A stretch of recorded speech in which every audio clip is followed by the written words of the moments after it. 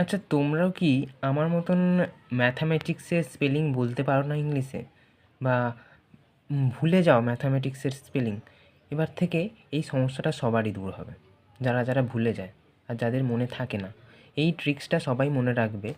মেথি নামক একটি ছেলে মাদুরের উপর বসে আইসিএস নামক পরীক্ষার প্রস্তুতি নিচ্ছিল।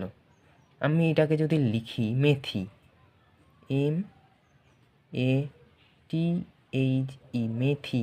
মেথি নামক একটা ছেলে, মাদুর, আচ্ছা এখানে আসি, মাদুর। মাদুর ইংরেজি কি? Mat, M A T, mat. Mat মানে মাদুর। ম্যাটে বসে আইসিএস নামক একটি পরীক্ষার প্রস্তুতি নিচ্ছিল। তাহলে আইসিএস, এখানে যদিও আমি আইটা বড় হাতের লিখেছি, কিন্তু এটা ছোট হাতের আই হবে। আইসিএস নামক পরীক্ষার প্রস্তুতি নিচ্ছিল। দেখো তো বানানটা ঠিক লিখেছে কি? যদি এই ভিডিওটা ভালো লেগে থাকে সাবস্ক্রাইব করে রেখো এরকম ভিডিও পাওয়ার জন্য। লাইক কমেন্ট করে দিও আর শেয়ার করে দিও। ধন্যবাদ সবাইকে।